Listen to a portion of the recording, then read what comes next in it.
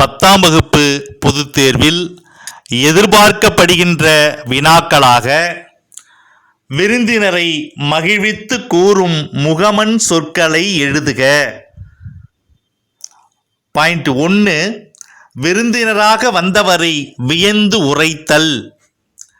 2, நற்சொற்களை பேசுதல். 3, முகமலர்ச்சியுடன் பேசுதல். 4, எழுந்து நிற்றல். 5, மகிழச் செய்தல். இதனைத் தொடர்ந்து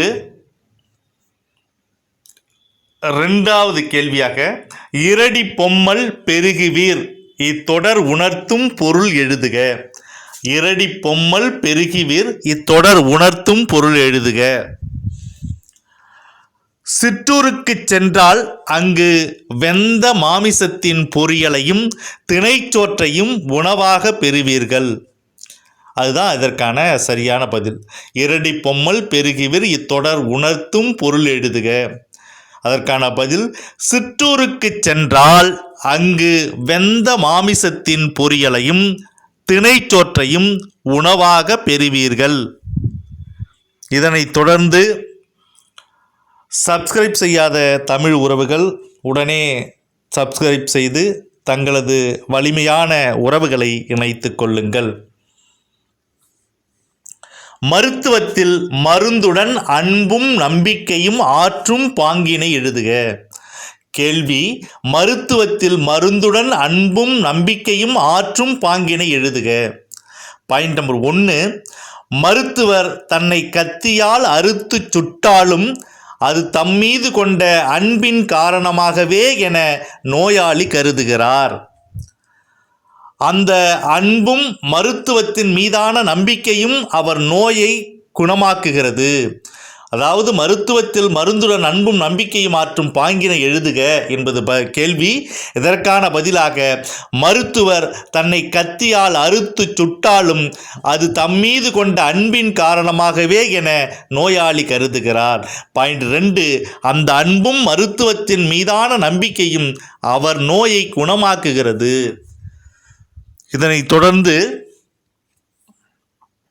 உயிர்கள் உருவாகி வளர ஏற்ற சூழல் பூமியில் எவை எவை என பரிபாடல் வழி அறிந்தவற்றை குறிப்பிடுக. பாயிண்ட் 1, நிலம், நீர், தீ, காற்று, ஆகாயம் என்ற 5ம் உயிர்கள் உருவாகி வளர ஏற்ற சூழ்நிலைகளாக பரிபாடல் குறிப்பிடுகிறது. உயிர்கள் உருவாகி வளர ஏற்ற சூழல் பூமியில் எவை எவை என பரிபாடல் வழி அறிந்தவற்றை குறிப்பிடுக. இதற்கான விடையாக நிலம், நீர், தீ, காற்று, ஆகாயம் என்ற 5ம் உயிர்கள் உருவாகி வளர ஏற்ற சூழல்களாக பரிபாடல் குறிப்பிடுகிறது. இதனைத் தொடர்ந்து வேர்ல்ட்ஸ் மித் என்றால் என்ன? இதற்கான விடை இயல்பான மொழிநடையை உருவாக்கும் மென்பொருளுக்கு வேர்ல்டு ஸ்மித் என்று பெயர்.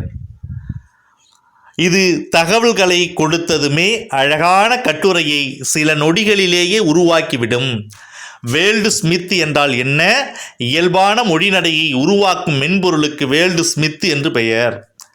இது தகவல்களை கொடுத்ததுமே அழகான கட்டுரையை சில நொடிகளிலேயே உருவாக்கிவிடும். இதனைத் தொடர்ந்து செயற்கை நுண்ணறிவு என்றால் என்ன? செயற்கை நுண்ணறிவு என்பது ஒரு மென்பொருளையோ அல்லது கணினி செயல்திட்ட வரைவையோ குறிக்கும். செயற்கை நுண்ணறிவு என்றால் என்ன?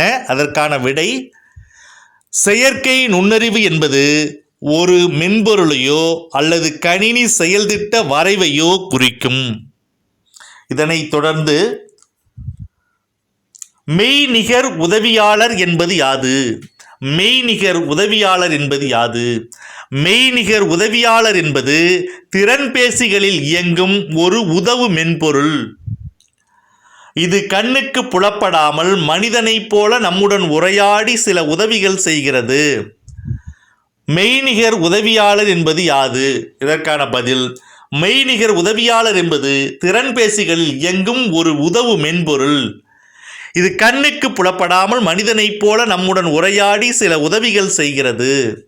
இதனைத் தொடர்ந்து சப்ஸ்கிரைப் செய்யாத தமிழ் உறவுகள் உடனே சப்ஸ்கிரைப் செய்து தங்களது வலிமையான உறவுகளை இணைத்துக் கொள்ளுங்கள். இதனைத் தொடர்ந்து இலா மென்பொருள் பற்றி எழுதுக.